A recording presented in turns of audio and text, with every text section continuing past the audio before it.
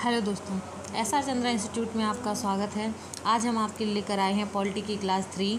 इसमें हम आपको बताएंगे भारतीय संविधान के जो विदेशी स्रोत हैं उनके बारे में। भारतीय संविधान में जो भी विदेशी स्रोत लिए गए हैं उनके बारे में।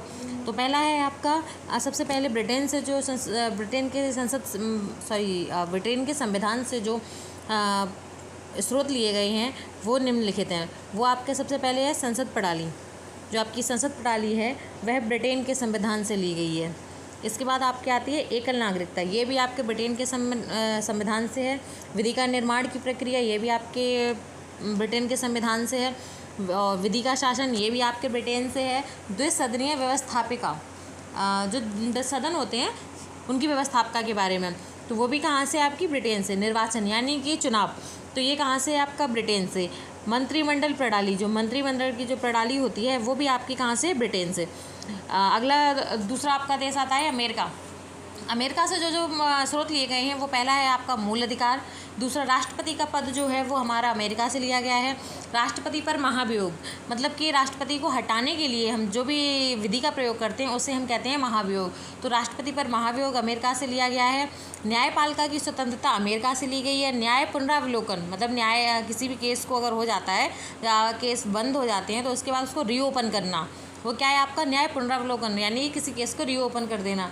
आपका न्याय पुनरावलोकन अमेरिका से लिया गया है। उद्देश्य का, यानी कि भारत के संविधान की जो उद्देश्य का या प्रस्तावना है वो कहाँ से ली गई है, अमेरिका से। इसके बाद आपका आता है उपराष्ट्रपति का पद। आपका उपराष्ट्रपति का जो पद है वो भी आपका अमेरिका से लिया गया है। अब है आपका आयरलैंड। आयरलैंड से लिया गया है राज्य के नीति निर्देशक तत्व। राष्ट्रपति का चुनाव या निर्वाचन दोनों एक ही चीज़ होती हैं। तो आयरलैंड से लिया है राज्य के नीति निर्देशक तत्व, राष्ट्रपति का निर्वाचन। और तीसरा है आपका राष्ट्रपति द्वारा मनोनीत सदस्य। जो एकल संक्रमणीय प्रणाली द्वारा राज्यसभा में जो 12 सदस्य मनोनीत किए जाते हैं, ये आपका मनोनीत करने का ये जो नियम है ये आपका आयरलैंड से लिया गया है। कनाडा से देखिए क्या क्या लिया गया है। सशक्त केंद्र के साथ संघीय व्यवस्था, मतलब जो हमारे केंद्र की जो व्यवस्था है उसके बारे में। दूसरा है आपका राज्यपाल का पद हमारा कनाडा से लिया गया है।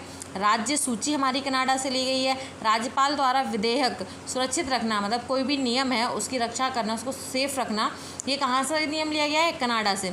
इसके बाद है आपका अवशिष्ट शक्तियों का केंद्र में निहित होना, मतलब जो भी हमारे राज्य की वगैरह सबकी जो सारी शक्तियाँ हैं वो सारी शक्तियाँ कहाँ से निहित होंगी, केंद्र से। अब है आपका ऑस्ट्रेलिया। ऑस्ट्रेलिया से आपके प्रस्तावना की जो भाषा है वो आपकी ऑस्ट्रेलिया से ली गई है। प्रस्तावना की भाषा यहाँ पर भारतीय संविधान से है। भारतीय संविधान की प्रस्तावना की जो भाषा है वो ऑस्ट्रेलिया से ली गई है। इसके बाद है आपकी समवर्ती सूची। सूचियाँ आपकी 3 प्रकार की हैं, राज्य सूची, समवर्ती सूची और वित्त सूची। इसके बाद है आपका संयुक्त बैठक, ये भी आपकी ऑस्ट्रेलिया से ली गई है। इसके बाद है केंद्र और राज्य के बीच संबंध, मतलब केंद्र और राज्य के बीच जो संबंध होंगे वो आपके कहाँ से लिए गए हैं, ऑस्ट्रेलिया से।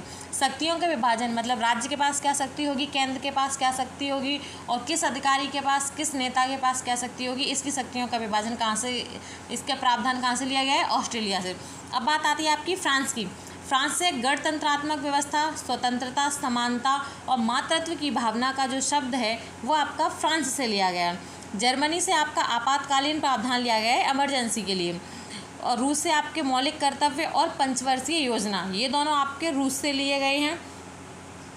दक्षिण अमेरिका से संविधान संशोधन की प्रक्रिया और राज्यसभा के सदस्यों का निर्वाचन आपका दक्षिण अमेरिका से लिया गया है। जापान से लिया गया है विधि द्वारा स्थापित न्यायिक पुनरावलोकन, मतलब किसी भी कानून को बना देते हैं और अगर उसको किसी केस को अगर स्टडी दोबारा किया जाता है तो उस केस पर दोबारा चर्चा की जा सकती है। तो ये है आपका न्यायिक पुनरावलोकन।